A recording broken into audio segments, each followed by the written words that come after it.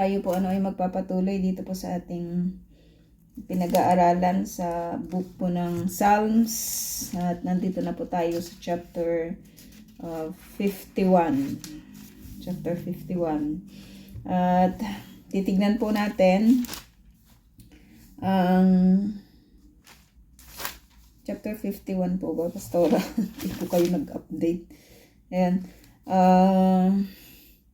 Titignan po natin itong panalangin ng paghingi ng kapatawaran. At binanggit po dito na ito po ay awit na katha ni David.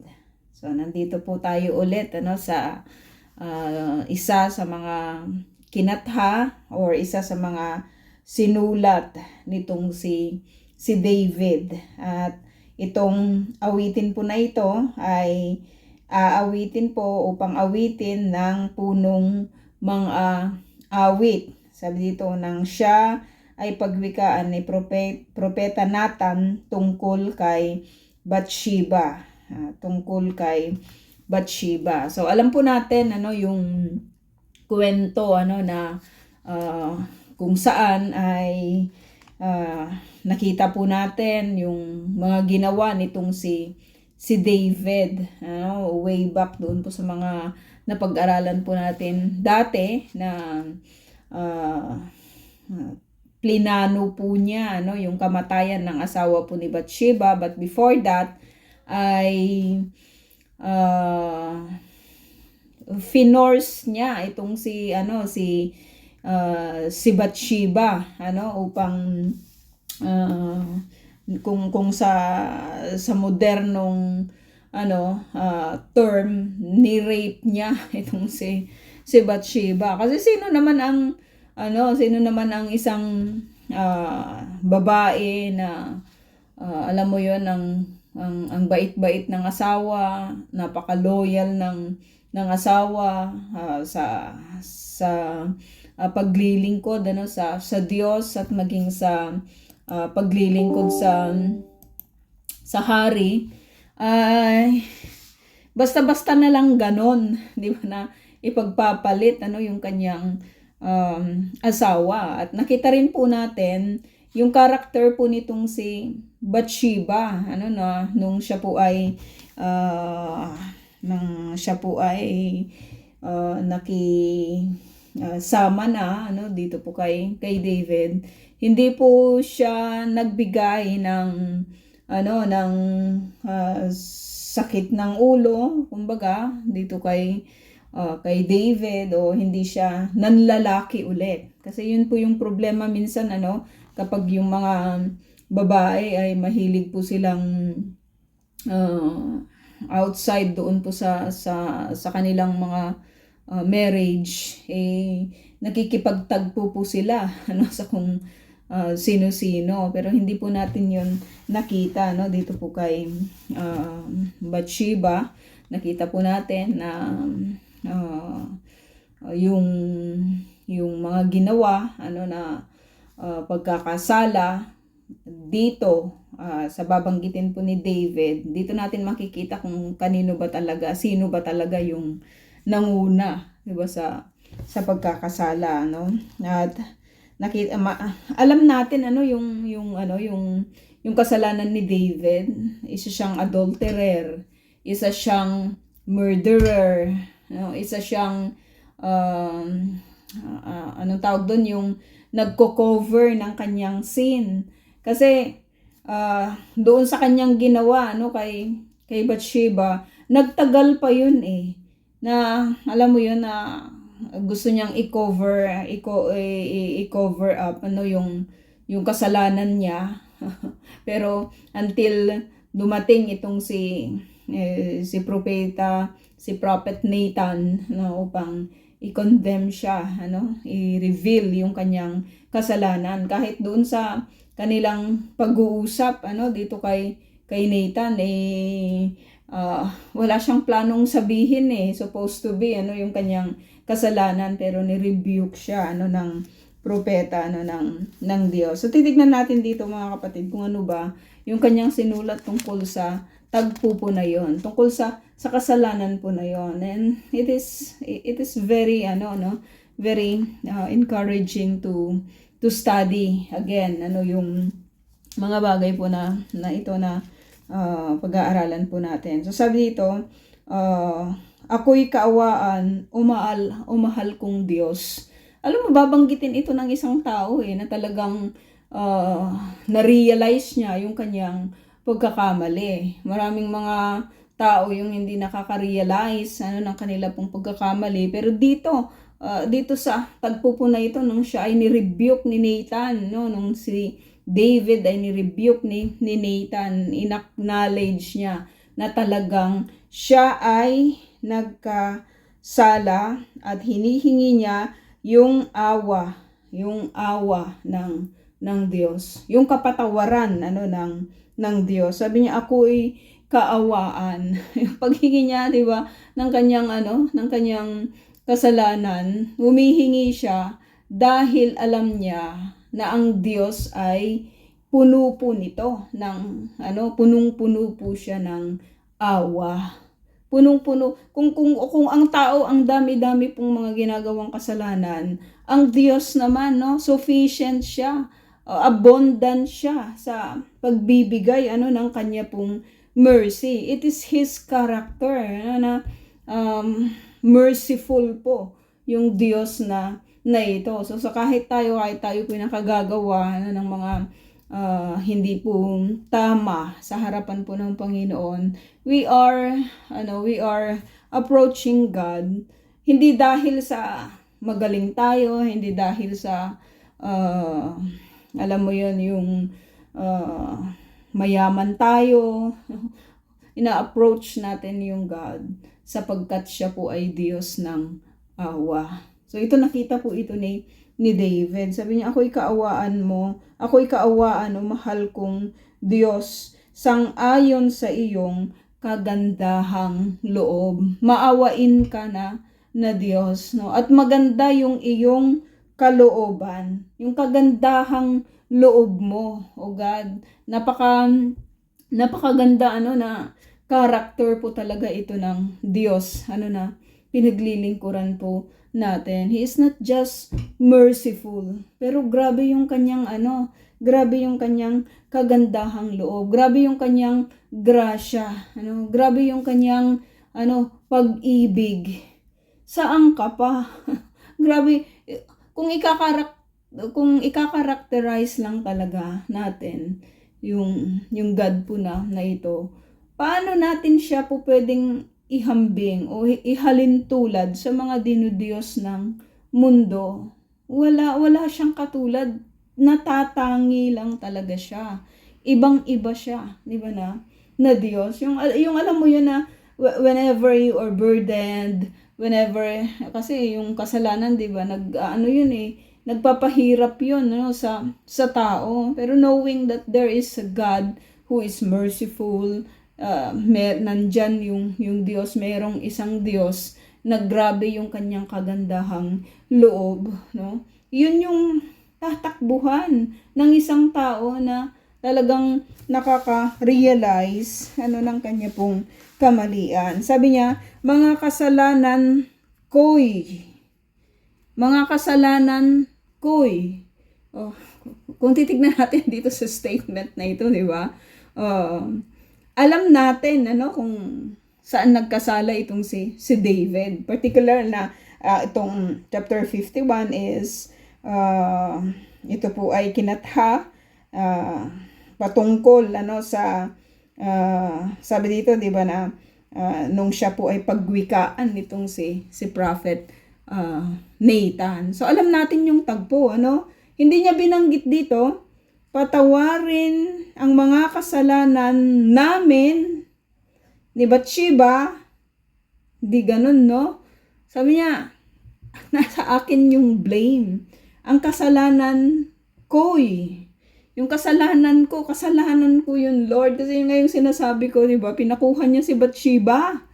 Alam mo yun, ipinakuha niya.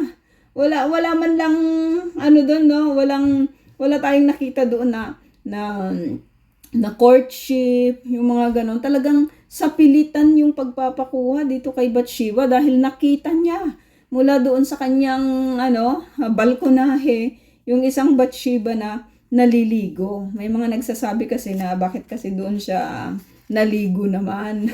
Di ba? Bakit hindi naman siya sa kapanahonan nila, hindi naman CR nila doon ay hindi naman katulad, 'di ba, nang sa atin sa kapanahunan po na ito.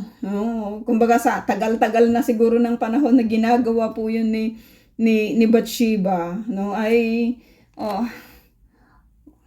hindi rin niya siguro inexpect na mula doon sa pinakamataas na bahagi ng palasyo po nitong si David, nandun si David sa panahon ng kanyang supposed to be, iba na pakikipaglaban. No? Wala kasi siya dun hindi siya sumama.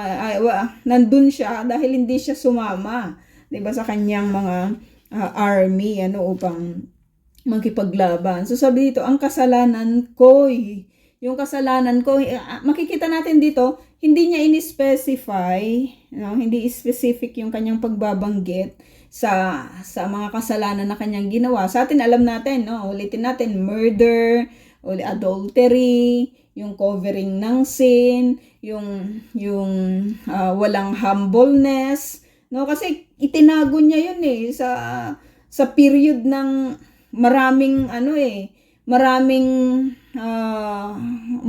buwan. Maraming buwan niyang itinago yon hanggang sa sinend na ng Lord itong si Nathan, sapagkat hindi niya nakikita na hindi lumalapit itong si David upang humingi ng kapatawaran doon sa kanyang ginawa kay Bathsheba. So kahit ginawa po yun ni David in secret, one thing na makikita po natin dito, mga kapatid, alam ng Diyos yung bawat ginagawa ng kahit na sino man, hayag man ito o lihim, merong isang Diyos na nakababatid sa lahat ng ginagawa ng tao. So tingin ni David, pwede niyang i-cover yun diba? Pwede niyang pagtakpan yung kasalanan po niya na yun, pero may isang Diyos pala na witness doon sa kanyang ginawa. So sabi niya dito, mga kasalanan ko, hindi niya in-specify. Bakit? Kasi kung in-specify niya po ito, ay pwedeng sabihin ng mga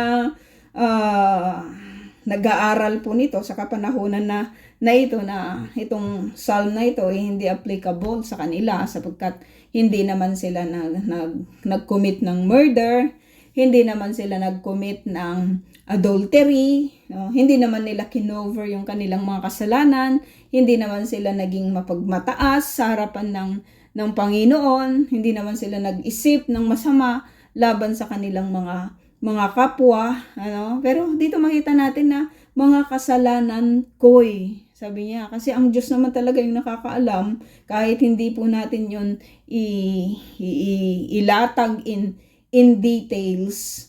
Alam ng mga tao yung mga ginawa nitong si David, pati yung kanyang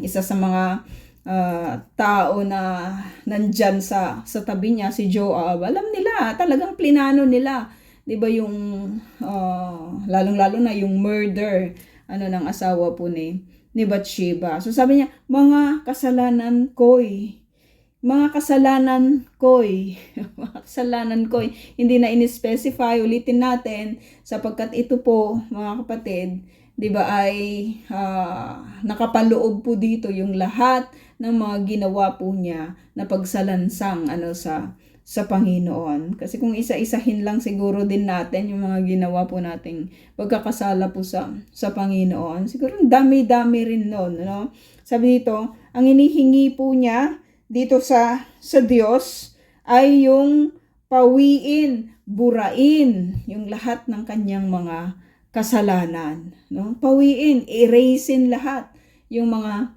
kasalanan niya, Grabe yung kanyang boldness sa paglapit sa Panginoon, sapagkat alam niya na yung Diyos na ito, uulitin natin, binanggit niya na ang Diyos na ito na kanyang nilalapitan ay isang Diyos na puno ng awa at sabi dito, may kagandahang loob, no? May kagandahang loob. Sabi niya, papawiin yung mga kasalanan niya ayon din sa iyong pag-ibig sa akin. Ayon sa iyong pag-ibig sa akin. Sa English maganda yung maganda yung pagbanggit din ng mga salita na binabanggit dito sa atin sa Tagalog. So hinihingi niya yung pagpawi ng Diyos sa kanyang mga kasalanan dahil or ayon doon sa kanyang pag-ibig dito kay David, no? So grabe lang na knowing that there is a God na talagang umiibig hindi lang sa kung kani-kanino, kundi personally yung kanyang pag-ibig dito po kay David. Ano po ba yung kaibig-ibig sa atin, mga kapatid? No? Tayo nga minsan hindi tayo nag-iibigan kasi bibihira lang yung yung kaibig-ibig sa atin.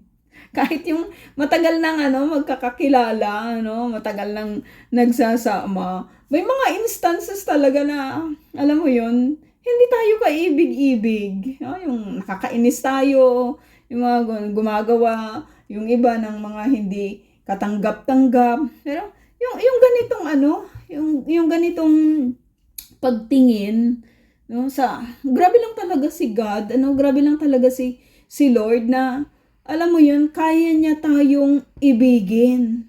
Wala naman tayong may babalik sa kanya eh. Everything is created by Him. Sa kanya lahat. Ano po pwede nating ibigay? Wala naman, 'di ba? Kung magbibigay lang tayo, yung buhay natin, kahit yung buhay natin, sa kanya rin naman. Yung mga resources natin, sa kanya rin naman. Ano po yung kaibig-ibig sa atin na kaya po tayong ibigin ng Diyos. Kaya tayong alam mo yun, yung pagtiisan ng Diyos. Kaya tayong antayin, 'di ba, ng Diyos. Kaya tayong, alam mo yun, i-lift up ng Diyos. Walang kaibig-ibig sa atin. Pero merong isang Diyos talaga na grabeng mag-pour out ng pag-ibig sa katulad po natin, no? Every day na-experience po natin yung pag-ibig po ng Diyos, no? Pagmulat ng ating mga mata, yung hangin na ating nilalanghap, yung mga pagkain sa ating mga table, yung lakas natin, 'di ba? Yung kaisipan natin, all of our being speaks of the love of God sa atin. Grabe lang yung Lord po talaga na ito na siyang pinaglilingkuran po natin. So sabi niya, pawiin mo Lord, magagawa mong pawiin yung lahat ng mga kasalanan ko. I-erase nyo niya, Panginoon. Kayo lamang yung makakapag-erase po nito, no? At hinihingi ko yon dahil din sa inyong pag-ibig sa akin. It is really a bold move, 'di ba? A bold word dito po kay David. So, sabi dito, linisin mo sana ang aking karumhan. Linisin mo, Lord, yung aking karumihan. Yung mga bata, 'di ba, na naglalaro sa alikabok, alam mo 'yon, yung sa mga maduduming mga bagay or sa mga maduduming environment, hindi nila alam na sila'y nadudumihan na. They just continue to do their playing or to do their actions, no? Wala silang pakialam kahit sila ay madumi na. Pero sa isang grown up or sa isang may isip na, sa isang malaki na, very conscious ka na, 'di ba, na madumihan. Very conscious ka na kahit nga, 'di ba, pag sa damit po natin, pag kumakain, very conscious ka na talaga na lilinisin mo yung mga karumihan na meron ka sa kamay mo, sa paa mo, sa damit mo. Very conscious na yung taong may kaisipan, no? Tungkol sa karumihan, na meron po sila. At ito po yung hinihingi nitong si David, I acknowledge that I have sinned against you. Alam ko po yung kasalanan ko. Diba? Alam ko po na ito ay nagpaparumi sa akin. And all I want, Lord, is to beg you. Linisin mo ako. No? Linisin mo ako. Sabi niya, sa aking karumihan, yung mga ginawa kong mga kasalanan, nagpaparumi yun sa akin. Siguro kung may ano bang tawag doon? X-ray, medyo madilim pa yung X-ray, di ba? Kung may CT scan lang siguro no, sa natin, yung alam mo yun, yung lahat ng mga tao ay may mga ganun na mga monitor para ma-identify yung kanila pong mga kasalanan. No?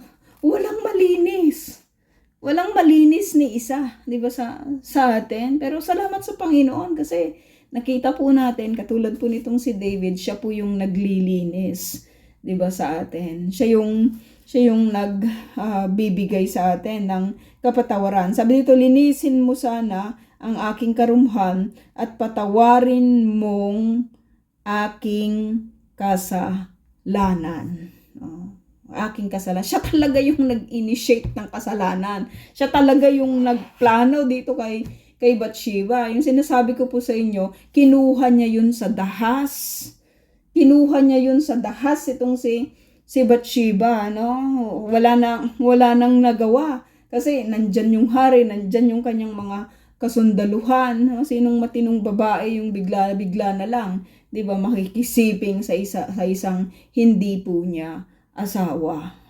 At ganoon po yung ginawa nitong si David, makuha lang niya yung kanyang gusto sa dami ng kanyang mga naging asawa, sa dami ng kanyang asawa, sa dami ng pupwede niyang pupwede niyang asawahin pa dahil siya'y isang hari. Yun pang tao, yung pang asawa ng kanyang pinakamatapat na nakawal, yung kanyang kinuha kasi gusto niya. Alam mo yun, gusto niya. Kaya yun yung kanyang ginawa, at nakita po yun ng Lord. Hindi po yun hindi po niya yun pinalagpas dito kay David. Sabi dito, mga pagkakasala ko'y kinikilala. Di ko malilimutan, laging ala. Ito yung matindi dito po kay David, mga kapatid, di ba? As a king, marami siyang po pwedeng alam mo yan, yung po pwede niyang i-divert yung isipan niya sa ibang mga bagay, no? Madami siyang po pwedeng gawin, no? Marami siyang po pwedeng iplano, pero yung kasalanan na ginawa niya dito po kay Bathsheba, dito kay Uriah, dito kay Urias, no? Hindi po yun nawala sa kanya.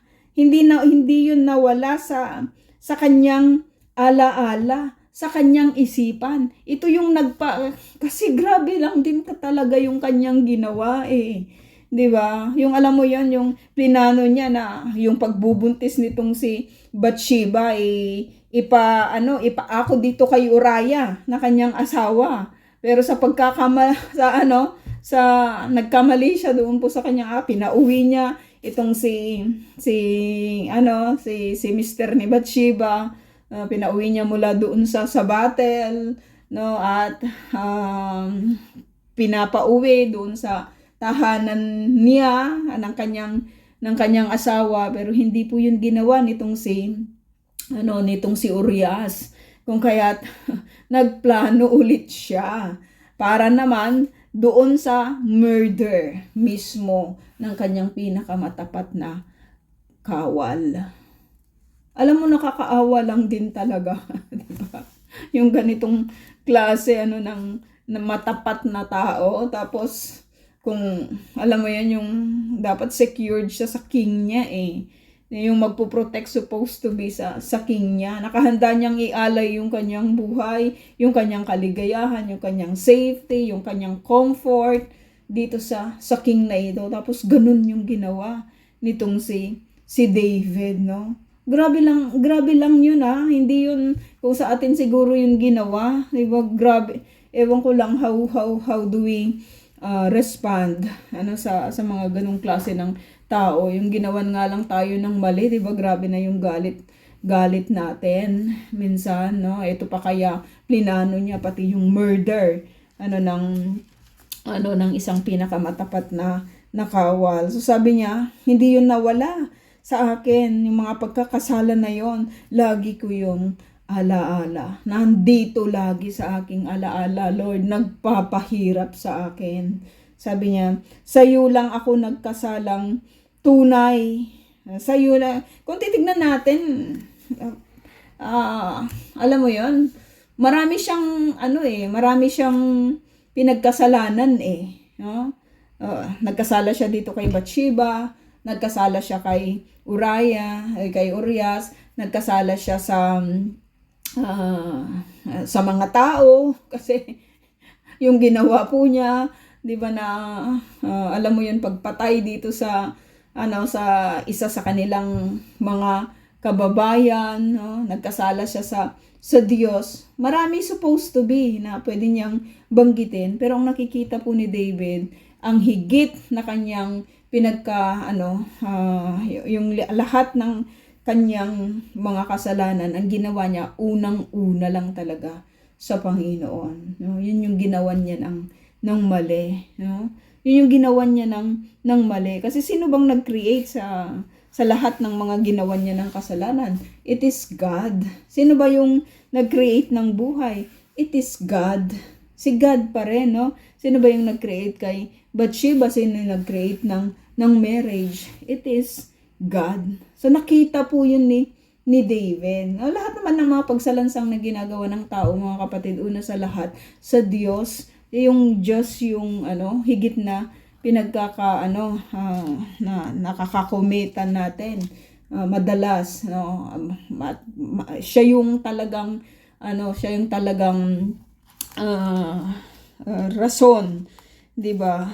Kung bakit ang tao ay gagawa, 'di ba, ng kasalanan. Siya mismo, 'di ba, yung Lord na ito, yung alam mo yun, siya yung nakukumitan natin ng kasalanan, kahit anumang forma yan, no? Kahit anumang forma, maliit man yan o malaki, no? Sabi dito, kaya may katuwiran ka na ako'y hatulan. Sa iyo lang ako nagkasalang tunay, at ang ginawa ko'y di mo kinalugdan. Hindi babanggitin ito ng isang tao na wala siyang pakialam sa kanyang kasalanan. Pero si David, hirap siya Ewan ko sa inyo, mga kapatid, kung kayo po ay nagkakasala, kung wala ba kayong pakialam sa inyong mga kasalanan, o na nababurden kayo.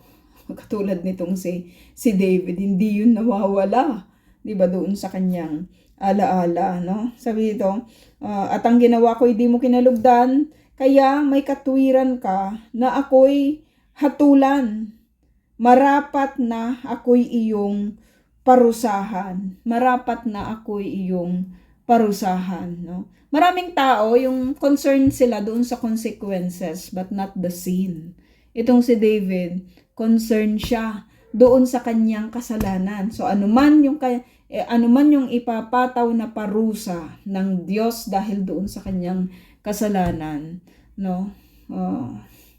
Hindi niya kinikare yun. No, willing siya natanggapin kung ano man yung kaparusahan ng Diyos sa kanya. Sabi dito, ako'y masama na buhat ng isilang, makasalanan na ng ako'y iluwal. Ito yung mga namamanang mga kasalanan. Kasi totoo naman, 'di ba, mga kapatid? Yung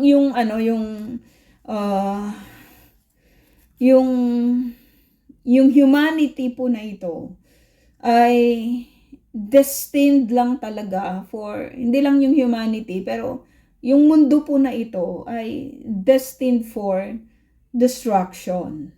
No, kasi magmula nung nag-enter yung kasalanan, nagkaroon ng kamatayan yung lahat. Kahit yung mga puno, may mga kamatayan. Kahit yung mga dahon na ang gaganda, nalalanta. Kasi may mga kamatayan kahit yung mga ibon na wala namang kasalanan, no, namumuhay lang sila dito sa mundo, pero meron din silang kamatayan. Yun po yung bunga ng kasalanan. Kaya nga sa pamamagitan ng Panginoong Hesukristo, ay magkakaroon tayo ulit ng buhay na kung saan yung buhay na wala ng kamatayan, no? Kaya nga eternal life yung eternal life yung gift sa mga mananagumpay pagdating ng panahon. Kasi wala na doon kamatayan. Actually, yun po talaga yung plano, 'di ba, ng Panginoon sa sangkatauhan. At sabi dito, nais mo sa akin isang pusong tapat. Puspusin mo ako ng dunong mong wagas. Nais mo sa akin isang pusong tapat. Isang pusong tapat. Yung naisip ko lang talaga, 'di ba, na alam mo 'yun, saan po ba natin natututunan yung katapatan? Saan? 'Di ba tinuturo siguro sa atin sa loob ng tahanan, pero sometimes yung mga taong nagtuturo sa atin, hindi natin din sila nakakakitaan ng katapatan, no? Sa paaralan ganun din. Maraming mga instances din na even the so-called educators wala din namang hindi siguro meron ding mga tapat, pero nagfi-fail din sila. Marami ding mga failures, no? Sa simbahan ganun din. Wala ding 'di ba? Kahit even pastors or the so-called mga naglilingkod, many times ay nagfi-fail din po sila when it regards to katapatan or yung faithfulness. Saan natin pwedeng mapag-aralan or matutunan yung katapatan, no? Si David, alam po niya. Sabi niya dito, 'di ba? Ang nais mo sa akin isang pusong tapat. Isang pusong tapat. Saan ko yun matututunan, Lord? Sa iyo. Kasi ikaw yung perfect na example ng isang tapat na Diyos. Napakatapat mo throughout all generations. Grabe po yung katapatan ng God. At naibahagi ko na po ito dati, 'di ba mga kapatid, na alam mo yun, yung for many years I've been praying. Dati talagang grabe yung talagang pag-pray ko sa Panginoon na ipagkaloob niya na na makapagtrabaho ako sa lugar na ito, yung sa lugar na kung nasaan po ako ngayon. Grabe yung ko doon, grabe yung pananalangin ko doon. Pero nagtagal na, wala hanggang sa nag-give up na lang ako. Na sabi ko, hindi mo siguro will, Lord, na magtrabaho ako sa lugar na iyon. Sabi ko, salamat na lang din at sa mga places naman na na ibinigay mo sa akin. It's the same thing. Sabi ko, kahit hindi mo tinugon yung aking panalangin. Pero hindi. Tinugon pa rin ng God yung panalangin na yon, at mismo doon sa lugar na kung saan ipinanalangin ko, 'di ba? Doon po niya ako nilagay. Grabe lang talaga yung yung at nakita ko na rin po ito sa panaginip ko na matagal na panahon, yung kahit yung niya, kahit yung view niya. Dati ikino-connect ko yun sa ibang mga places or sa ibang mga lugar na pinagdalhan sa akin ng Panginoon. Pero ngayon ko lang naisip na this is the perfect matagal nang pinakita sa akin ng Lord yung lugar na ito. Yung dati kinikwento ko kay Pastora, I don't know if she remembers, yung parang may baba, yung gano'n, nakikita, yung may daanan na. Gano'n ngayon yun, very vivid yung picture. Sabi ko, grabe lang Grabe lang yung tapat ng God. Hindi man niya yun ibinibigay. Doon, yung mga desires natin, ayon doon sa gusto natin. Ayon doon sa panahon na nanaisin po natin. Tignan natin. Puspusin mo ako ng dunong mong wagas. Puspusin mo ako ng dunong mo, hindi ng dunong ko, kundi yung dunong mong wagas. That's all I need, God. Di ba? Kasi hindi ko matututunan yung tamang landasan sa buhay na ito kung hindi mo yun ipapakita sa akin, kung hindi mo yun ibibigay sa akin. Grabing yun pagkilala sa Diyos na meron siya. Sabi dito, ako ay linisin, sala ko'y hugasan, at ako'y puputi ng lubos-lubusan. Madalas ginagamit po ito, 'di ba? Yung may awit pa na katulad po nito. That's all David is asking, 'di ba, sa Panginoon. Gusto niya na linisin siya kasi alam niya na marumi siya mula doon sa kanyang mga ginawa. Sabi niya, ako yung hugasan. Ang sarap ng feeling, di ba, kapag tayo po ay naliligo, yung feeling na tayo po ay nalinis. Pag nagtitrip po tayo, di ba, yung alam mo yan, yung ang lagkit-lagkit ng katawan dahil sa mga pawis, dahil sa mga alikabok,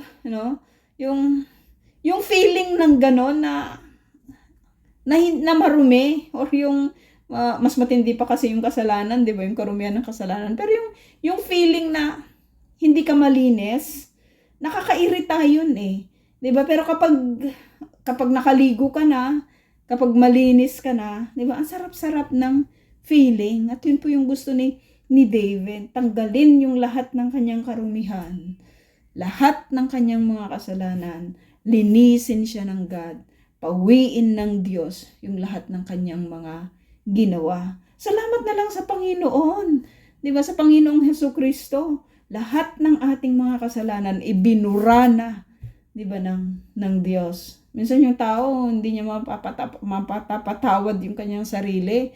Pero sa Panginoon, sa kamatayan ng Panginoong Jesus, di ba, wala na tayong kasalanan. Natanggal na yun lahat. Di ba, binura na yun lahat. Kaya palayain na rin po natin yung ating mga sarili, di ba, doon sa mga nakaraan, di ba, na atin pong mga ginawa. Kasi yun yung dahilan kung bakit namatay ang Panginoong Hesus, di ba, para sa kasalanan ko at para sa kasalanan po ninyo, sa kasalanan po nating lahat. So ano ngayon yung i-judge ng God pagdating po ng kanyang second coming? Hindi na yung mga kasalanan natin, di ba? Maliwanag yun.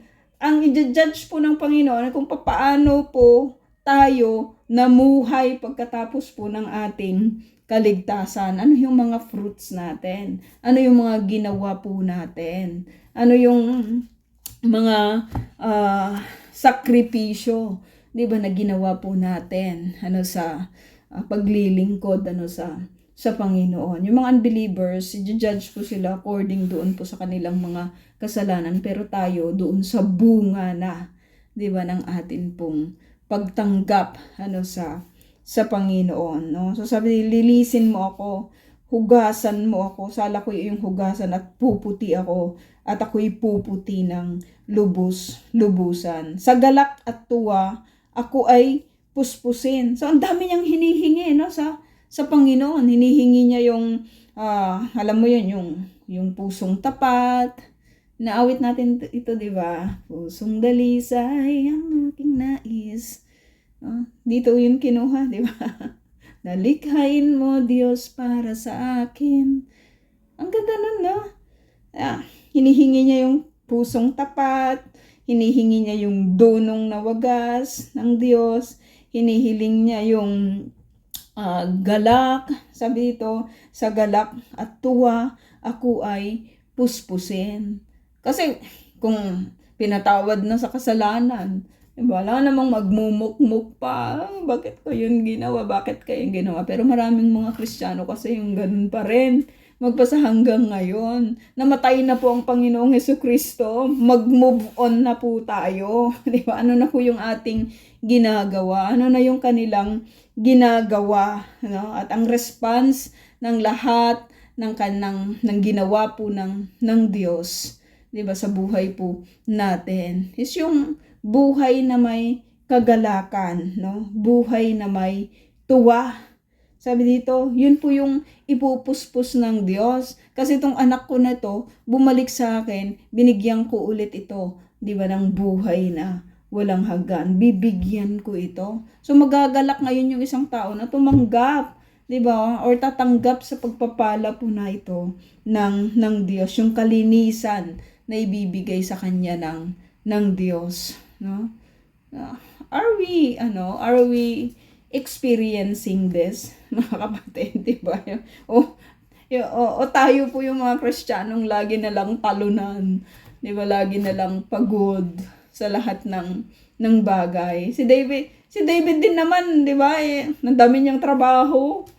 Ang dami lang talaga niyang at ang makipagdigma sa kapanahunan na 'yon ay talagang napaka-tiring. Oh, hindi makatulad ngayon, pindot-pindot lang. Sa kapanahunan talaga nila ay talagang mga espada, mga ganon, 'di ba? Yung talagang nag-e-exert sila ng napakaraming mga effort mula diyan sa wilderness, no? Hindi sila nakakatulog ng maayos, 'di ba? Walang comfort ng maayos na bed, ng maayos na tahanan, huh? Marami siyang mga ginagawa sa kapanahunan na iyon, and yet, no, sabi niya dito, no, yung kagalakan, yung galak at tuwa, yun po yung hinihingi niya, 'di ba, sa Panginoon. Pwede naman yun kahit nasaan tayo, 'di ba? Kahit na ano yung ating ginagawa, yung may kagalakan, maraming mga nakakainis. Pero choice na natin kung mainis tayo, mapuspos tayo, no, ng galak at tuwa na nanggagaling sa Panginoon. Sabi dito, butong ng hihinay, muling palakasin.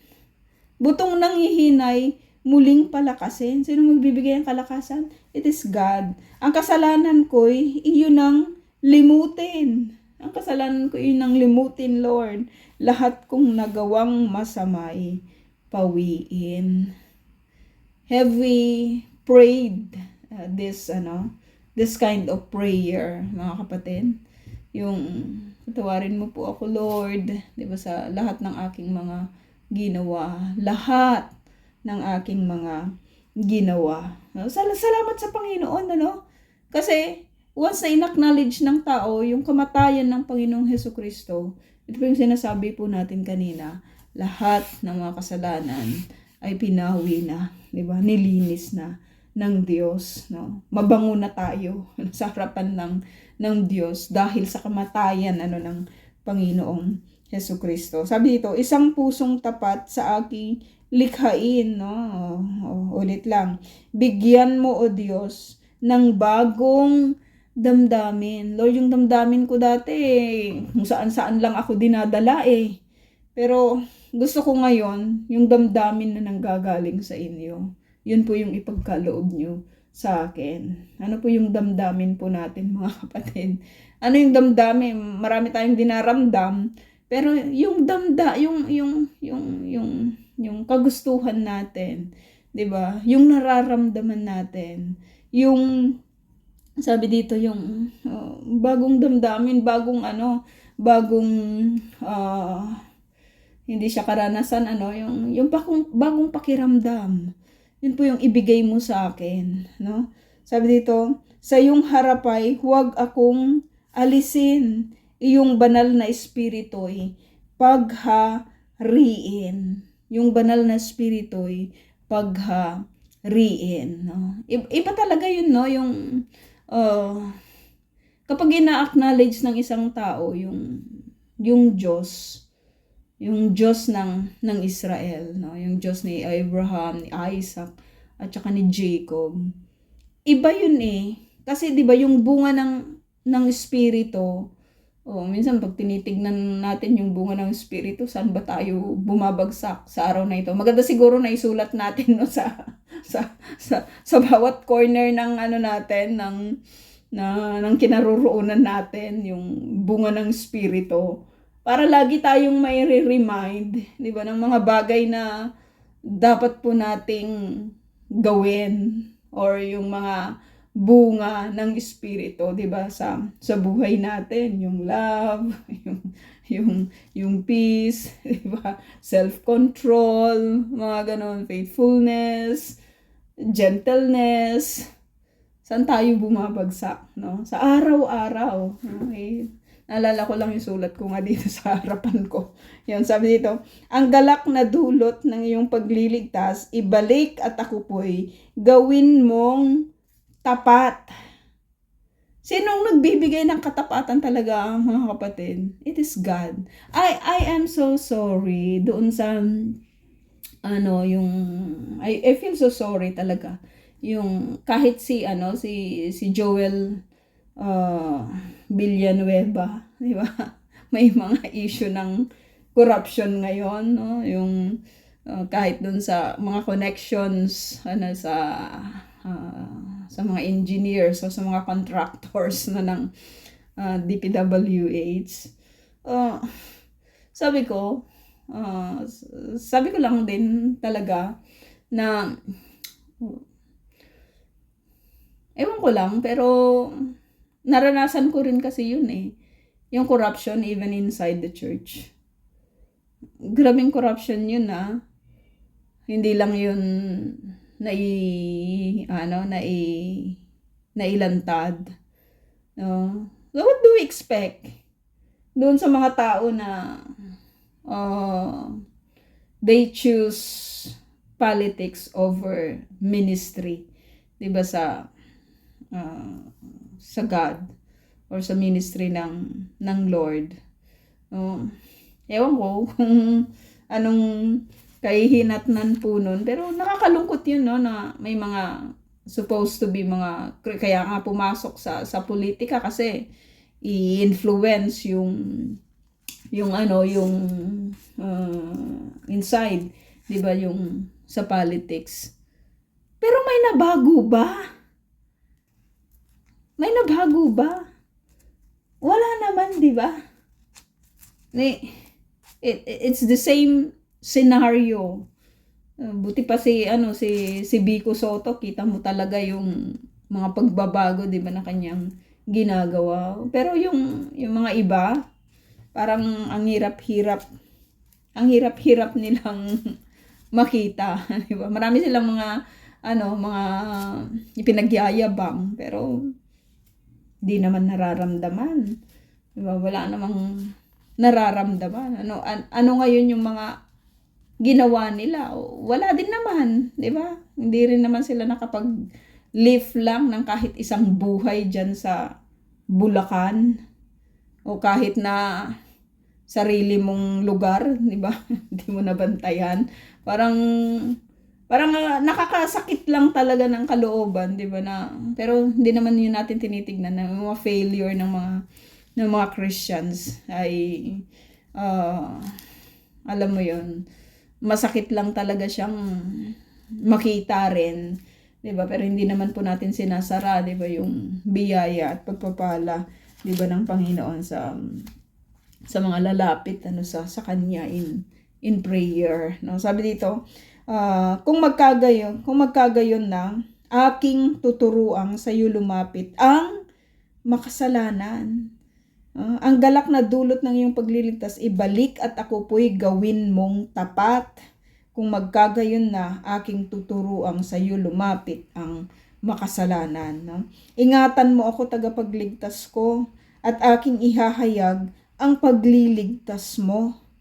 Tulungan mo akong makapagsalita at pupurihin ka sa gitna ng madla. So itong mga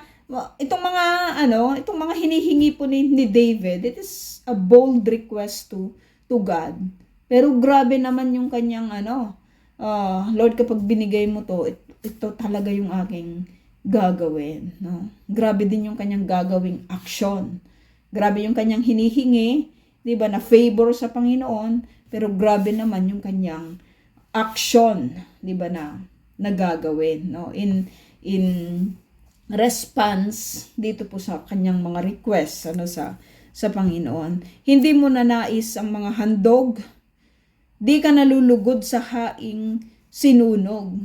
Ano naman ng Diyos yung mga handog talaga natin? Wala, Diyos ko naman, kahit ngayong buhay natin na ihahandog sa Panginoon, aanhin naman niya yon. Siya nga yung creator ng life. He can create as many as many as he wants kapag gusto po niya. 'Di ba? As ipangangalanda, handog ko yung buhay ko ba? Mabuti kung talagang susundin. Pero kahit yung buhay ng isang tao, aanhin naman yun ng Diyos. Diba? Kahit nga yung mga salapi or anything na pwedeng ihandog, aanhin naman yun ng Lord. Kaya nga tayo naghahandog, di ba mga kapatid, in response doon po sa generosity ng God. Kasi ito ay para din sa tao, para rin sa atin at para sa mga tao na katulad po natin na nagnanais, di ba, na makasunod sa Panginoon. Di ka nalulugod sa haing sinunog. Sabi dito, ang handog ko, O Diyos, na karapat-dapat ay ang pakumbabat pusong mapagtapat. Yun yung pwedeng nating ihandog. Pwedeng ihandog natin sa Diyos. Yun, di ba? Ang ganda niya kanyang sinabi So, ito yung karapat-dapat na handog ko.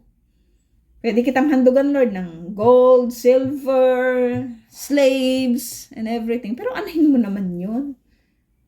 Anuhin mo naman yun. Pero ang pinaka-the best, ang karapat-dapat na pwede kong ihandog sa'yo, sabi ni David, yung puso kong mapagpakumbaba at mapagtapat. Yung katapatan. Yun yung ihahandog ko sa'yo, Lord. Yun yung dapat kong ihandog sa'yo. Katapatan, mga kapatid. Kahit in small things or in big things. Katapatan. Ang daming bumabagsak po nito sapagkat hindi po nila hinihingi ito. Diba sa Panginoon. No? I don't know to you, pero kahit nung bata ako, alam mo yun, I treasure everything that I have. At saka, alam mo, yung katapatan lang talaga, di ba? It is already my life. Yung kahit sa kahit in anything, kahit anong bagay, gusto ko yung maging tapat. Kasi merong Diyos na isang tapat na nagbibigay sa akin ng kanyang katapatan, no? Nagre-reflect ito sa Panginoon. Nagre-reflect ito sa buhay ko, nagre-reflect ito sa buhay natin, yung katapatan. Kaya ako nasasaktan kapag may mga taong hindi tapat sa kanilang salita, sa kanilang kilos, 'di ba? Sa kanilang pagbibigay. Nakakasakit ng damdamin. Ewan ko kung nasasaktan din po kayo, pero grabe lang, no, yung mga to, no? Sabi nito, ang handog ko, O Diyos, na karapat-dapat ay ang pakumbabat pusong mapagtapat. Iyong kahabagan, O Diyos, ang Sion, at ang Jerusalem ay muling ibangon. At kung magkagayon, ang handog na haing dala sa dambana, torong susunugin, malugod na ito'y iyong tatanggapin. So, napaka daming kanta po nito, di ba? Pero punong-puno po siya ng encouragement, di ba, sa bawat isa po sa atin, na yung mga paglilingkod na ginagawa po natin sa Panginoon ay hindi po yun nasasayang. At meron pong isang Diyos na puno po ng awa, puno ng mercy, puno ng kagandahang loob, na ating kasama, ating malalapitan, at ang Diyos na ito ay hindi nagpapabaya sa bawat isa po sa atin. So yun po mga kapatid ang ating lesson, at itatype po na lang po, inainim pa yung ating question. Chapter 52 po tayo bukas. Pakitake note na lang po, chapter 52. Ereb to.